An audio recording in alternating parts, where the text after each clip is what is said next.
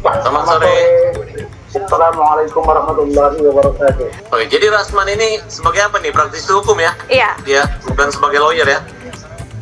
Karena Rudiana menantang dan siap sumpah pocong mati 7 turunan, kami sudah resmi untuk mengirim surat dan akan melakukan sumpah pocong itu pada hari Jumat di kota Cirebon.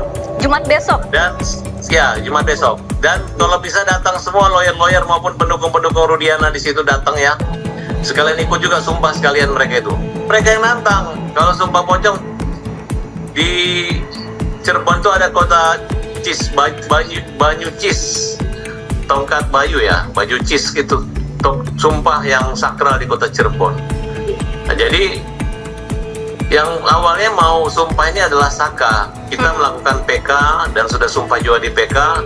Tapi karena kemarin konferensi versi Rudiana, nah kita lihatlah tantangan Rudiana untuk sumpah, kita sambut dan kita lihat Baik. apakah dia berani datang dan menyatakan tidak merekayasa, tidak bersama teman-temannya melakukan penyelidikan ilegal waktu itu dan kemudian menangkap tidak sesuai yurisdiksi kewenangannya dia, lokusnya. Oke. Kemudian apakah dia tidak menyiksa atau dengan teman-temannya mengintimidasi daripada korban. Baik. Terima kasih ya. Saya kebetulan lagi di Dapur 3 Batam, Provinsi Kepulauan Riau. Saya ingin sampaikan bahwa dalam konteks pemahaman hukum yang saya pelajari, itu yang namanya sumpah pocong belum diatur dalam hukum kita beracara, terutama di pengadilan agama.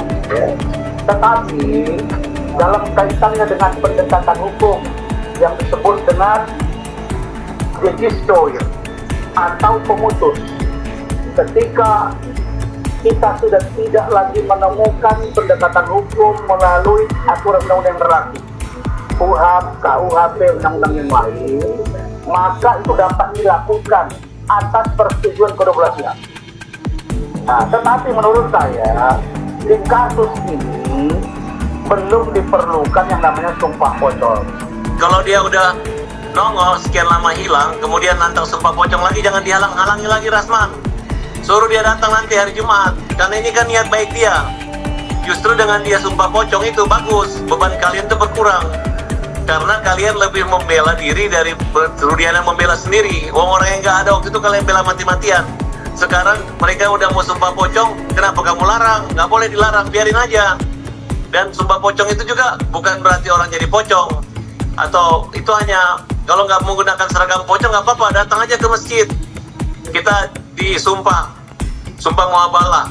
Kemudian menyatakan bahwa apabila kebohongan itu lebih baik dapat laknatullah, diazab kan? Dan Saka siap. Nah sekarang Rudiana udah menantang kita, kenapa dihalangi, kenapa dianggap tidak perlu? Silakan datang gitu, karena omongan itu dilakukan di depan konferensi pers gitu. Justru kalau dia udah menantang, kita mau datang, tiba-tiba dia dihalangi, justru kita bingung gitu. Nah, jadi luruskan aja, jadi enak kan, polisi juga tidak terganggu. Rudiana kan bicara secara pribadi, karena kita nggak menyuruh Kapolri atau Kapolda yang sumpah pocong, tapi dia yang minta menantang sumpah pocong dan siap. Nah, kira-kira begitu. Ketika proses hukum yang sedang berjalan ini selesai, lalu kemudian masih menimbulkan keraguan bahwa ini belum menemukan titik keadilan itu sendiri, barulah menurut saya dapat dilakukan sumpah pocong. Saya kan katakan, saya nggak ada kepentingan dengan Sister Rudiana, jadi pengacaranya juga saya nggak berkenan kok. Yang saya katakan adalah tempuh dulu proses yang sedang berjalan dan kalian menunggu putusan PK, tunggu putusan itu. Kalau ternyata juga nanti penyidik Barreskrim yang sedang memeriksa penyidik di sana mengarah kepada Sister Rudiana, maka saya orang yang pertama minta Sister Rudiana dihukum. Tapi persoalannya, ini bukan persoalan larang atau tidak melarang. Saya kan praktisi hukum sekarang posisinya ini. Pendapat hukum saya lebih cenderung tunggu putusan PK, dan saya dengar Rivaldi juga akan PK, ada lagi 5 lagi akan PK, ya sudah kita lihat.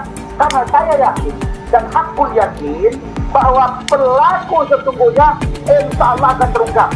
Apakah itu yang 8 orang, atau ada orang yang lain, atau ada melibatkan Rudiana, atau ada geng dan lain sebagainya, pasti akan terungkap. Dan siapapun pelakunya, hukum seberat-beratnya. Itu dari saya.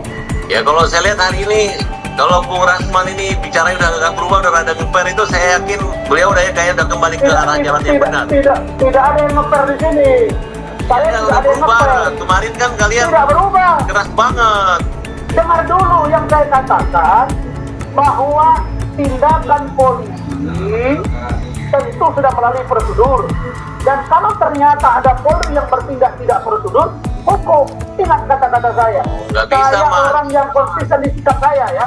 Waktu Ingat awal saya kan yang kita udah konsisten di sikap. kata-kata saya. Kita ini pengacara mau pilih surga atau neraka. Kalau sudah misalnya nanti yang kalah masuk neraka, yang menang masuk surga. Jangan yang sudah masuk neraka pengen masuk surga lagi. Nggak Gitu, usah, Mas. nggak usah bawa surga dan neraka di sini. Pocong. Menantang orang sumpah pocong tapi menghindari. Ini main-main ini mereka ini. Saya melihat ternyata ada Istri Rudiana itu di depan saudara Pak Nurman Maris ya. Itu sah-sah saja. Kalaupun itu ingin dimintakan, tentu prosesnya kenapa tidak dilakukan, misalnya melalui satu forum, melalui ada ulama yang menyaksikan, boleh-boleh saja. Tapi menurut pandangan saya, kalau Istri Rudiana juga tidak mau, karena menurut dia tempatnya belum formal, mungkin harus melibatkan ulama, ustadz, pihak terkait dan lain-lain. Karena di sini diatur bahwa untuk sumpah pocong itu ada yang meminta, ada yang melakukan, ada muhabalah. Saya orang agama, saya ngerti. Tapi dalam konteks ini, kalau memang Istri Rudiana mau datang besok, monggo, tidak ada masalah. Tapi kalau saya lebih penting di pulau saya ini daripada saya ngurusin itu di sana. Itu jawaban dari saya. Bukan itu, kan kalian serius. Ibu Elsa, Fitra, Rasman, Rudiana, ayo datang. Kan kalian nantang ini, kita datang. Jadi jangan kalian nantang sumpah pocong dan berani, tidak takut. Begitu kita datang, tiba-tiba ngomongnya banyak ngeles. Itu aja masalahnya. Saya bukan Elsa, saya bukan Fitra, saya bukan Rudiana. Saya Rasman, bos. Saya bersikap untuk diri saya sendiri. Itu sikap saya. Kalau Bu Elsa sebagai seorang lawyer dari Istri Rudiana, saudara Fitra dan lain-lain menyetujui, monggo. Silakan mereka datang rame-rame. Urusan dengan saya, inilah pendapat hukum saya. Kalau dalam konteks penegakan hukum, mari kita pakai jalur yang benar. Karena hukum itu sudah saya katakan di awal bahwa fakta sun potensi orang service, bahwa 1000 orang yang berkata akan mengalahkan 1 orang yang melakukan perbuatan. Jadi menurut saya itu kan masih muamalah. Ya ini kan termasuk tim yang membela sana ini kan, termasuk Rasman dan Ibu Elsa dan semua. Mereka udah tahu dan kita udah kirim surat ke kantor Elsa Sharif dan sudah disiarkan secara umum. Oke, kembali pada itulah. Saya mau tanya lagi, apa yang membuat saudara Rasman yakin bahwa ada pembunuhan dan pemerkosaan dari bukti-bukti? Sebutkan, bedakan antara alat bukti dengan barang bukti. Sebutkan. Ini selama yang lalu sudah saya sampaikan. Dan alat bukti itu kan ada 5 diatur di KUHP. Nah, yang salah satunya itu adalah petunjuk, yaitu hasil visum. Visum menurut Dr. Andri Nurrahman menyatakan bahwa dari vaginanya ditemukan darah mengalir, darah segar. Tidak ada gumpalan. Kebetulan istri saya juga bidan, anak saya juga dokter, saudaranya Farhan Abbas juga saya tahu ada yang dokter. Kalau yang namanya menstruasi tidak begitu darahnya, itu salah satu bukti petunjuk.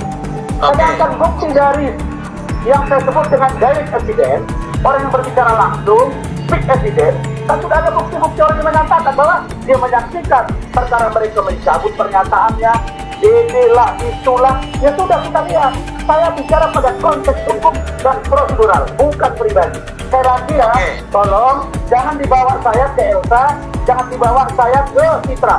Sebelum Elsa dan Fitra bantu Polri, saya sudah bicara tentang saya dukung tindakan Polri. Saya tambahkan bahwa hasil visum di pengadilan kemarin, darah itu akibat karena benturan. Kalaupun patah akibat tidak ada lebam itu karena benturan sangat keras, bukan karena pukulan. Dan hampir semua kalau kecelakaan lalu lintas itu orang keluar darah dari telinga hidung, bukan gak ada keluar dari vagina. Dikatakan itu pemerkosaan. Makanya para lawyer termasuk Elsa Sharif semua menafsirkan hasil visum dokter tersebut aneh gitu. Padahal tidak ada, karena sperma pun tidak ada tes DNA dan tidak mungkin dalam waktu 13 hari sperma itu akan utuh. Itu menjadi pertanyaan. Kata kalimat sperma itulah yang membedakan antara visum di rumah sakit dan visum tanggal 13 autopsi di Rumah Sakit Polri Gunung Jati. Kalau pengacara-pengacara mengerti arti dan makna visum tersebut, dia pasti tidak membuat suatu gambaran bahwa ada darah itu pemerkosaan. Tidak ada kalimat pemerkosaan, hanya mengatakan kematian tidak wajar. Ketidakwajar ini kan karena kecelakaan, karena pembunuhan, itu kan tidak. Tapi karena awalnya adalah kasus kecelakaan, sehingga 3 hari kemudian dirubah menjadi kasus pembunuhan. Nah, itulah yang kita anggap tidak ada satu saksi pun yang melihat, mendengar, mengalami. Bahkan saksi-saksi sekarang sudah mencabut laporan tersebut dan sudah kita jadikan novum semua di PK kemarin. Tinggal menunggu hasil saja.